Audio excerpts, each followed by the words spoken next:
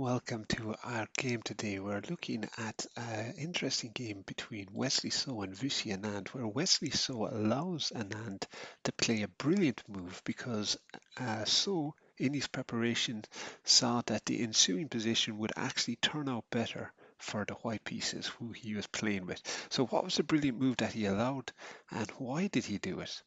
Well, let's have a look at the game. So this game was from Vacancy in 2020 in round 2. Wesley So started off with e4, we get e5, knight f3, knight c6, bishop c4, bishop c5, and we get c3. And in round 1, Anand had drawn with the white pieces against Vladislav Artemiev, while So had drawn with the black pieces against Fabiana Caruana.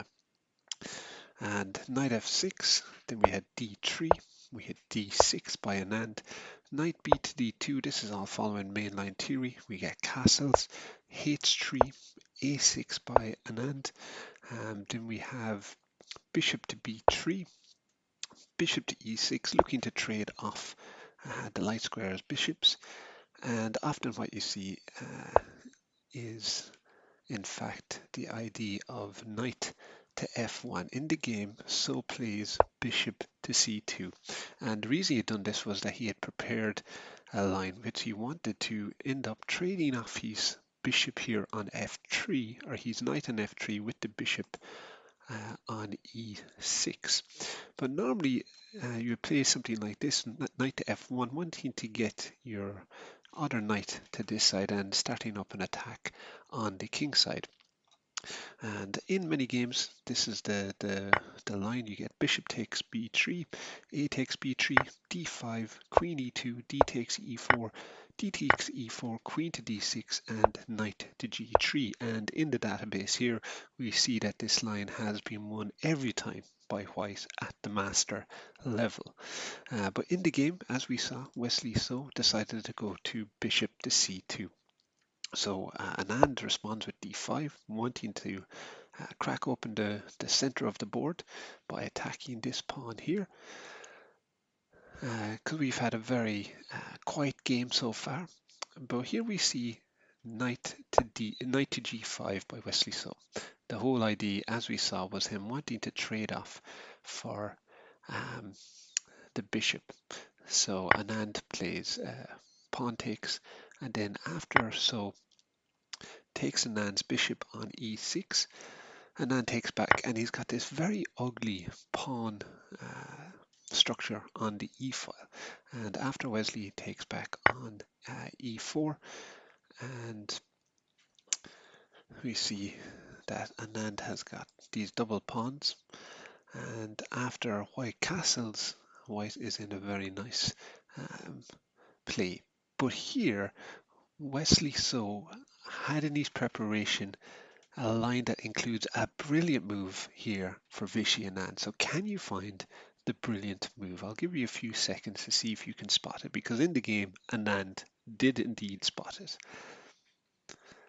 Well, the move is bishop takes f2 check.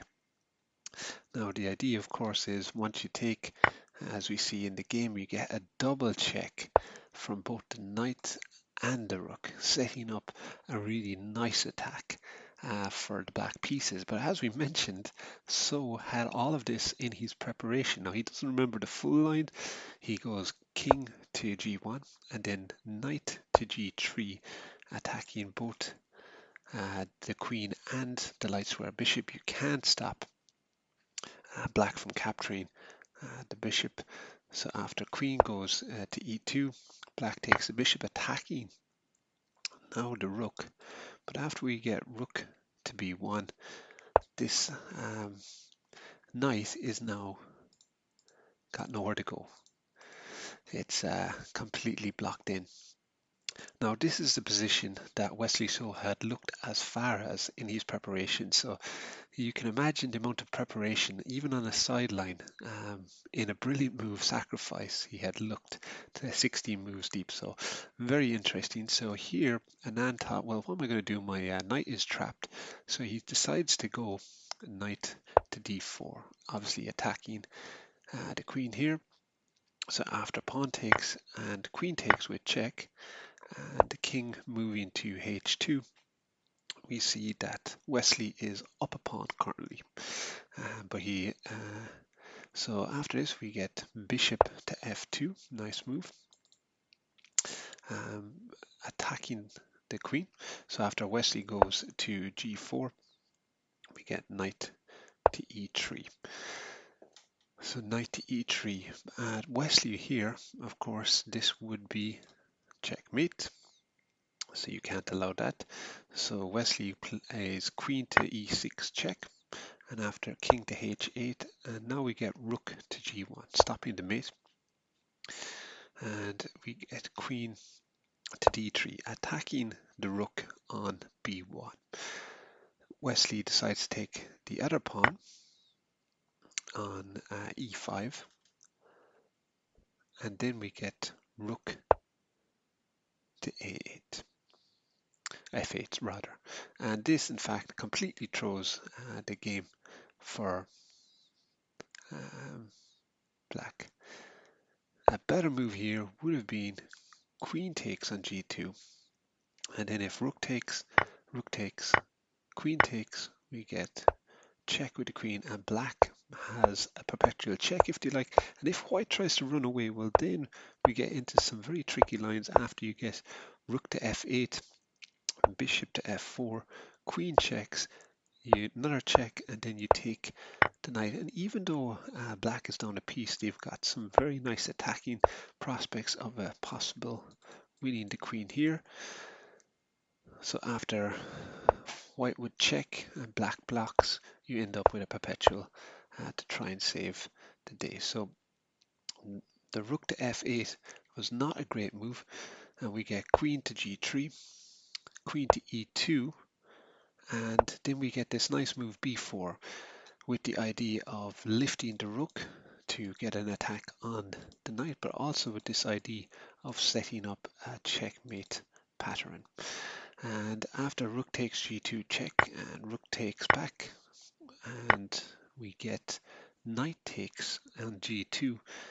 Of course, you want to avoid taking back with the queen because you end up losing your queen here with a check, and black gets at least a draw out of it. But in the game, would you believe, Wesley Shaw just plays g4, and after he played g4, Vishy Anand just resigned, um, which is amazing to think about. But the game was pretty much over. He was pretty much fed up with his position. Some of the other lines that you could have done here was to trade off of your queen, and here white up a piece would have very easily won the game in an in-game, and after king to h2 to blocking off the bishop coming down here, you find yourself in a very nice game. So interesting game where Wesley so allows a brilliant move but still takes away the victory against Vishy Anand.